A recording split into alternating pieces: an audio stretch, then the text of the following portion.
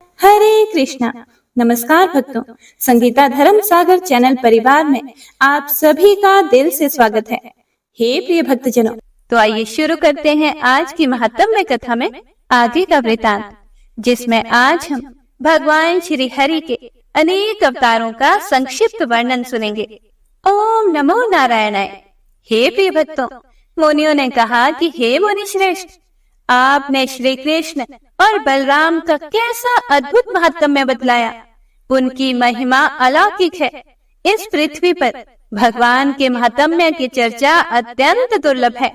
हे महाभाग, आपके श्रीमुख से भगवत कथा सुनते सुनते हमें तृप्ति नहीं होती, इसीलिए उनकी लीलाओं का फिर से वर्णन कीजिए। हमने साधु पुरुषों के मुख से सुना है कि पुराणों में अमित तेजस्वी भगवान विष्णु के 12 अवतार का वर्णन है। हे ब्राह्मण, भगवान नारायण ने किस प्रकार 12 रूप धारण किया और किस प्रकार अपनी दंष्ट्रा से एकार्णव में डूबी हुई पृथ्वी का उद्धार किया। सबको अपनी ओर आकृष्ट करने वाले परम बुद्धिमान भगवान श्री हरि की समस्त लीलाओं का हम विस्तार पूर्वक श्रवण करना चाहते हैं। फिर व्यास जी बोले कि हे मुनिवरों, तुम लोगों ने मुझ पर यह बहुत बड़े प्रश्न का भार रख दिया। मैं यथाशक्ति तुम्हारे प्रश्नों का उत्तर दूंगा। भगवान विष्णु की लीला कथा का श्रवण करो।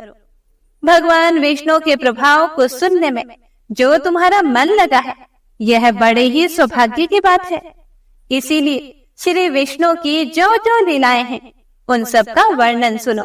वेद वेत्ता ब्राह्मण, जिन्हें सहस्त्र मुख, सहस्त्र नेत्र, सहस्त्र चरण, सहस्त्र शिरा, सहस्त्र कर, अविनाशी देव, सहस्त्र जिह्वा, भास्वान, सहस्त्र बाहु, हवन, सवन, होता, हव्य, यज्ञ पात्र, पवित्र, वेदी, दीक्षा, अर्घ, स्थंडिल, कुश, मंत्र, यज्ञ को वहन करने वाले अग्निदेव, भागवाहक, उदयुध तथा यज्ञ में सनातन प्रभु कहते हैं।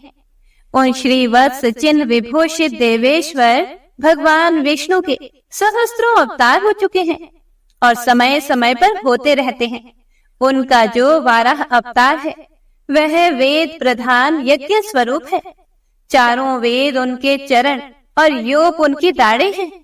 यज्ञदान और चितियां मुख हैं। साक्षात अग्नि ही उनकी जिह्वा, कुश रोमावली और ब्रह्म मस्तक है। उनका तप महान है। दिन और रात्रि उनके नेत्र हैं। वे दिव्य स्वरूप हैं। वेद उनका अंग और श्रुतियां आभूषण हैं। वे सत्य धर्म स्वरूप, श्री संपन्न तथा गति और पराक्रम के द्वारा सम्मानित है। प्रायश्चित उनके नख, पशु उनके घुटने तथा यज्ञ उनका स्वरूप है। उदाता अंत्र अर्थात आंत, लिंग, औषधि एवं महान फल बीज है। वादी अंतरात्मा, मंत्र नितंब और सोम रस उनका रक्त है। वेदी, कंधा, हविष्य गंध तथा हव्य और गव्य उनका प्रचंड वेग है। यजमान गृह उनका शरीर है। वे परम कांतिमान और नाना प्रकार की दीक्षाओं से संपन्न है। दक्षिणा उनका हृदय है। वे महान योगी और महायज्ञमय है।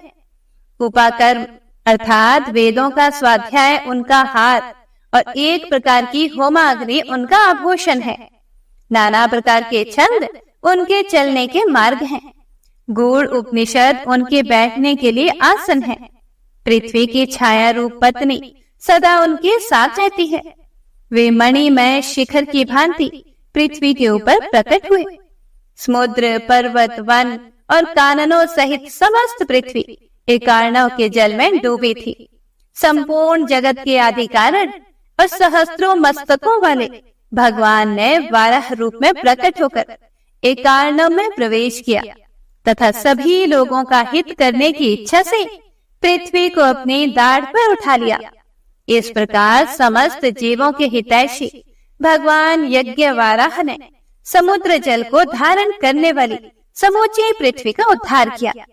हे द्विजवरों, यह 12 अवतार का वर्णन हुआ है। उसके बाद भगवान का नरसिंह अवतार हुआ। उस अवतार में भगवान ने नरसिंह रूप धारण करके हिरण्यकशिपु नामक दैत्य का वध किया था। प्राचीन काल के सतयुग की बात है। दैत्यों के आदि पुरुष देव शत्रु बलाभिमानी हिरण्यकशिपु ने बड़ी भारी तपस्या की। वह 11,500 वर्षों तक शम दम तथा ब्रह्मचर्य का पालन करता हुआ मौन व्रत लेकर जप और उपवास में संलग्न रहा। उसकी तपस्या और नियम पालन से स्वयंभू भगवान ब्रह्मा जी बहुत प्रसन्न हुए। उन्होंने हंस से जुड़े हुए सूर्य के समान तेजस्वी विमान द्वारा स्वयं आकर दैत्य को वरदान दिया। उनके साथ आदित्य, वसु, मरुदगण, देवता, रुद्रगण और विश्व देव भी थे। ब्रह्म वेत्ताओं में श्रेष्ठ चराचर गुरु ब्रह्मा जी ने उस दैत्य से कहा, हे सुव्रत, तुम मेरे भक्त हो। मैं तुम्हारी इस तपस्या से बहुत प्रसन्न हूँ। तुम्हारा कल्याण हो। तुम कोई वर मांगो और उसके द्वारा अभीष्ट वस्तु प्राप्त करो। हे प्रिय भक्तों, फिर हिरण्यकशिपु बोला, हे लोक पितामह, देवता, असुर, गंधर्व, यक्ष, नाग और राक्षस मुझे मार ना सके। तपस्वी ऋषि भी क्रोध में आकर मुझे शाप ना दें। किसी अस्त्र या शस्त्र से, वृक्ष या पर्वत से अथवा सूखी या गीली वस्तु से ऊपर या नीचे कहीं भी मेरी मृत्यु ना हो। जो मेरे सेवक, सेना और वाहनों सहित मुझे एक ही थप्पड़ से मार डालने में समर्थ हो, उसी के हाथ से मेरी मृत्यु हो। फिर ब्रह्मा जी ने कहा कि हे तात, ये दिव्य और अद्भुत वर मैंने तुम्हें दिए। इन संपूर्ण अभीष्टों को तुम निःसंदेह प्राप्त करोगे। हे प्रिय भक्तों, ऐसा कहकर पितामह ब्रह्मा जी ब्रह्म ऋषि गणों से सेवित वैराजपद ब्रह्म धाम को चले गए। उसके बाद उस वरदान की बात सुनकर देवता, नाग, गंधर्व और मनुष्य ब्रह्मा जी की सेवा में उपस्थित हुए और बोले कि हे भगवान, इस वरदान से तो वह असुर हम लोगों को सदा ही कष्ट पहुंचाता रहेगा, इसीलिए हमारे ऊपर प्रसन्न हो। उसके वध का भी उपाय सोचिए। यह सुनकर ब्रह्मा जी ने कहा कि हे देवताओं, उसे अपनी तपस्या का फल अवश्य प्राप्त होगा। उसका भोग समाप्त होने पर वह साक्षात भगवान विष्णु के हाथ से मारा जाएगा। ब्रह्मा जी का यह वचन सुनकर सभी देवता प्रसन्न होकर अपने अपने दिव्य स्थानों को चले गए।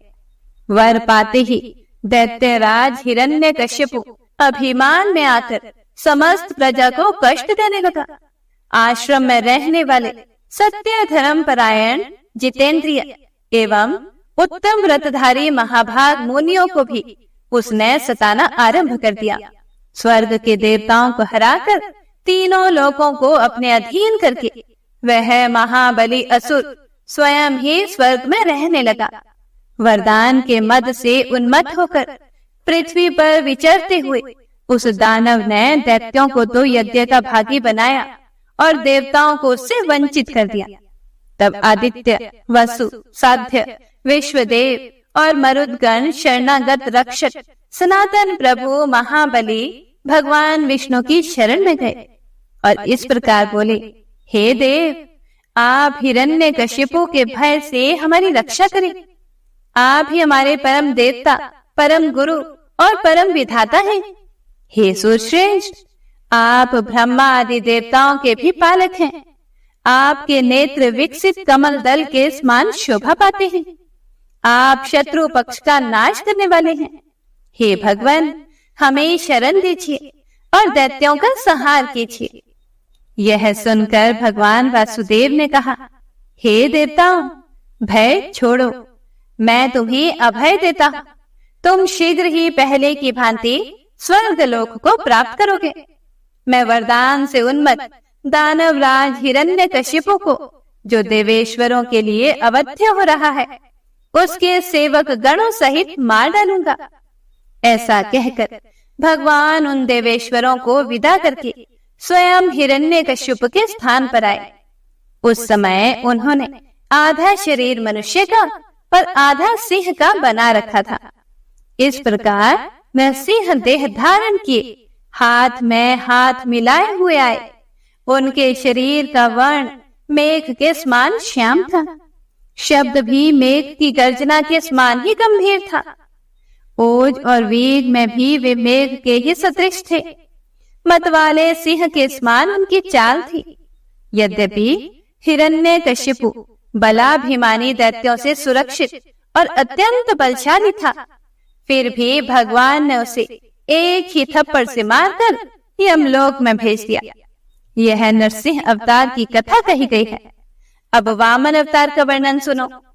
भगवान का वामन रूप दैत्यों का विनाश करने वाला था।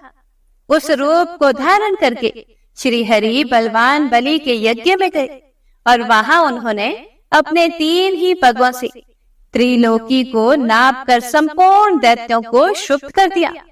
बलि के हाथ से समूची पृथ्वी लेकर भगवान ने इंद्र को दे दी। यही महात्मा श्री विष्णु का वामन अवतार है। वेद वेत्ता ब्राह्मण भगवान वामन के यश का सदा गान करते हैं। उसके बाद भगवान विष्णु ने दत्तात्रेय नामक अवतार धारण किया। दत्तात्रेय जी में क्षमा की पराकाष्ठा थी। उस समय वेदों की प्रक्रिया और यज्ञ सभी नष्ट प्राय हो गए थे। चारों वर्णों में संकरता आ गई थी।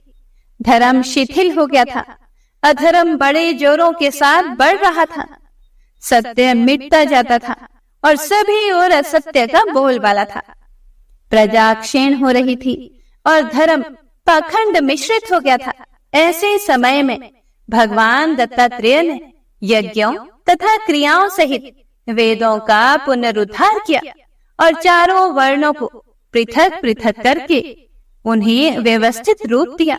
दत्तात्रेय जी परम बुद्धिमान और वरदायक थे। उन्होंने हयहर राज कार्तवीर्य को यह वर दिया था कि हे राजन, तुम्हारी ये 2 भुजाएं मेरी कृपा से 1000 हो जाएंगी। हे वसुधापते, तुम संपूर्ण वसुधा का पालन करोगे। जिस समय तुम युद्ध में खड़े होंगे, तुम्हारे शत्रु तुम्हें आंख उठाकर देख भी नहीं सकेंगे। तुम उनके लिए अजय हो जाओगे।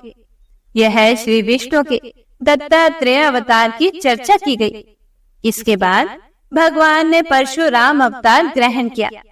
राजा कार्तवीर्य अर्जुन अपनी सहस्त्र भुजाओं के कारण युद्ध में शत्रुओं के लिए दुर्जय था, तो भी परशुराम जी ने उसे सेना के बीच में मार डाला।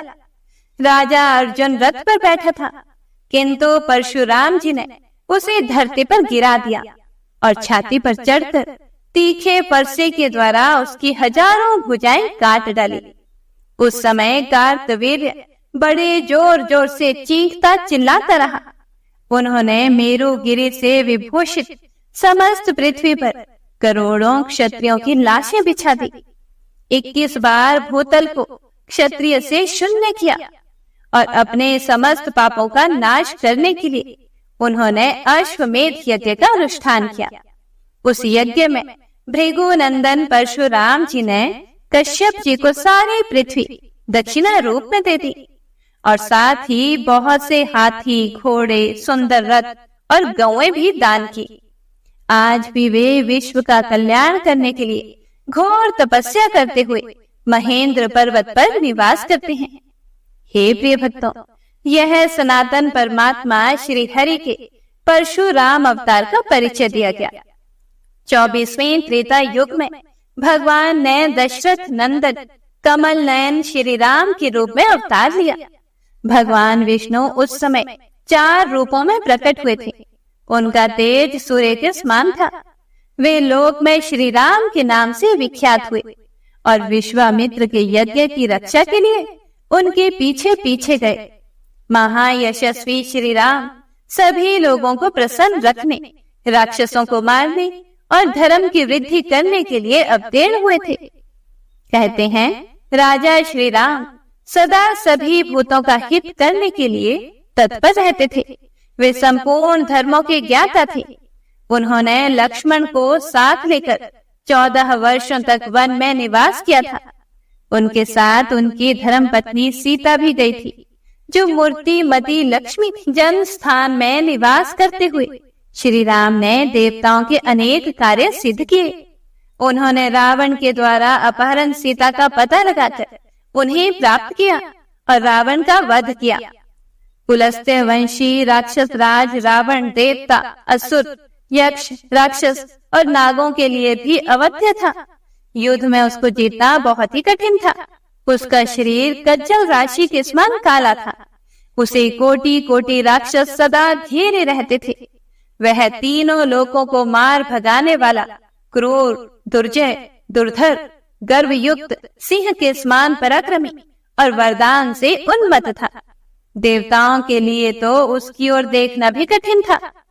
ऐसे रावण को भगवान श्री राम ने सेना और सचिवों सहित संग्राम में मार डाला। इसके पहले उन्होंने और भी कई अलौकिक कर्म किए थे। अपने मित्र सुग्रीव के लिए उन्होंने महाबली वानर राज बाली को मारा और सुग्रीव को किष्किंधा के राज्य पर अभिषिक्त किया। मधु का पुत्र लवण नाम का दानव मधुवन में रहता था। वह वीर तो था ही, वर पाकर मतवाला भी हो उठा था। उसे भगवान ने शत्रुघ्न के रूप में जाकर मारा। मारीच और सुबाहु नामक दो बलवान राक्षस थे, जो शुद्ध अंतःकरण वाले मुनियों के यज्ञों में विघ्न डाला करते थे। उनको और उनके सारे अन्य राक्षसों को भी युद्ध कुशल महात्मा श्री राम ने मार गिराया। विराट और कबंध दो बड़े भयंकर राक्षस थे। वे पूर्व जन्म में गंधर्व थे, किंतु शाप से मोहित होकर राजसभा को प्राप्त हुए थे। उन्हें भी नरश्रेष्ठ श्री राम ने मारकर शाप मुक्त कर दिया। श्री राम के बाण अग्नि, सूर्य किरण और विद्युत के समान तेजस्वी तपाए हुए स्वर्ण के युक्त विचित्र पंखों से सुशोभित तथा महेंद्र वज्र के सदृश सार युक्त थे। उन्हीं के द्वारा उन्होंने युद्ध में शत्रुओं का नाश किया। परम बुद्धिमान महर्षि विश्वामित्र ने देवताओं के लिए भी दुर्धर्ष दैत्यों का वध करने के लिए श्री रघुनाथ जी को अनेक दिव्य अस्त्र शस्त्र प्रदान किए।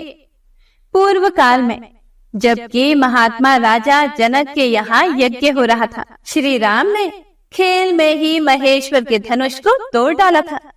धर्मात्माओं में श्रेष्ठ श्री रघुनाथ जी ने ये सब अलौकिक कर्म करके 10 अश्वमेध यज्ञ भी किए थे, जो बिना किसी विघ्न बाधा के पूर्ण हुए थे। श्री रामचंद्र जी के राज्य करते समय कभी भी अमंगल की बात नहीं सुनी गई। हवा तेज नहीं चलती थी, कोई किसी का धन नहीं चुराता था और ना ही कभी विधवाओं के विलाप सुने जाते थे और ना अनर्थ की ही प्राप्ति होती थी। उस समय सब कुछ शुभ ही शुभ होता था। प्राणियों को जल, अग्नि अथवा आंधी से कभी भय नहीं होता था। बूढ़ों को बालकों की प्रेत क्रिया नहीं करनी पड़ती थी। क्षत्रिय ब्राह्मणों की परिचर्या करते थे। वैश्य क्षत्रियों के प्रति श्रद्धा रखते थे और शूद्र अहंकार छोड़कर ब्राह्मण आदि तीनों वर्णों की सेवा करते थे। श्री राम के राज्य में स्त्रियां अपने पति के सिवा दूसरे किसी भी पुरुष में आसक्त नहीं होती थी और पुरुष भी अपनी पत्नी को छोड़कर किसी दूसरी स्त्री पर कुदृष्टि नहीं डालते थे। उस समय सारा जगत जितेंद्रिय था। पृथ्वी पर डाकुओं का कहीं नाम भी नहीं था। एकमात्र श्री राम ही सबके स्वामी और संरक्षक थे। उनके शासन काल में मनुष्य हजारों वर्ष जीवित रहते और वे सहस्त्रों पुत्रों के पिता होते थे। किसी भी प्राणी को रोग नहीं सताता था। राम राज्य में इस भूतल पर देवता, ऋषि और मनुष्य एक साथ एकत्रित होते थे। पुराण वेत्ता पुरुष इस विषय में गाथा कहा करते हैं। श्री रघुनाथ जी का वर्ण श्याम और अवस्था युवा है। उनके नेत्र कुछ कुछ लालिमा लिए हुए हैं। मुख से तेज बरसता रहता है। वे बहुत कम बोलते हैं। उनकी लंबी भुजाएं घुटनों तक पहुंचती है। उनका मुख बड़ा सुंदर है। कंधे सिंह के सदृश हैं। महाबाहु श्री राम ने 10,000 वर्षों तक राज्य किया। उनके राज्य में सदा ऋग्वेद, सामवेद और यजुर्वेद का घोष सुनाई देता था। धनुष के टंकार भी सर्वदा कानों में आती रहती थी। दान करो और स्वयं भी भोगों का उपदेश कभी बंद नहीं होता था। दशरथ नंदन श्री राम सत्वान और गुणवान होने के साथ ही सदा अपने तेज से ददीप्यमान रहते थे। उनकी सूर्य और चंद्रमा से भी अधिक शोभा होती थी। यह श्री राम अवतार का वर्णन हुआ। इसके बाद श्री हरि का अवतार मथुरा में हुआ था। वह श्री कृष्ण के नाम से विख्यात हुआ। भगवान श्री कृष्ण समस्त संसार का हित करने के लिए अवतीर्ण हुए थे। उन्होंने मानव शरीर धारण करके शाल्व, शिशुपाल, कंस, द्विद, अरिष्ट, वृषभ, केशी, दैत्य कन्या, पूतना, कुव्या, पीड़, हाथी तथा चाणोर और मुष्टिक नाम के मल्लों का वध किया। अद्भुत कर्म करने वाले बाणासुर की 1000 भुजाएं काट डाली। युद्ध में नरकासुर का संहार किया और महाबली काल्यवन को भी भस्म करा दिया। भगवान ने अपने तेज से दुष्ट दुराचारी राजाओं के समस्त रत्न हर लिए और उन्हें मौत के घाट उतार दिया। यह अवतार संपूर्ण लोगों का हित साधन करने के लिए हुआ था। इसके बाद विष्णु यशा नाम से प्रसिद्ध कल्कि अवतार होने वाला है। भगवान कल्कि शंभल नामक गांव में अवतीर्ण होंगे। उनके अवतार का उद्देश्य भी सभी लोगों का हित करना ही है। ये तथा और भी अनेक दिव्य अवतार हैं जो पुराणों में ब्रह्मवादी पुरुषों द्वारा वर्णित है। भगवान के अवतारों का वर्णन करने में देवता भी मोहित हो जाते हैं। पुराण वेदों की श्रुतियों द्वारा समर्पित है। हे प्रिय भक्तों, इस प्रकार यह अवतार कथा संक्षेप से कही गई, जो संपूर्ण लोगों के गुरु और सदा कीर्तन करने योग्य हैं। उन भगवान विष्णु के अवतारों का वर्णन किया गया है। इसके कीर्तन से पितरों को प्रसन्नता होती है।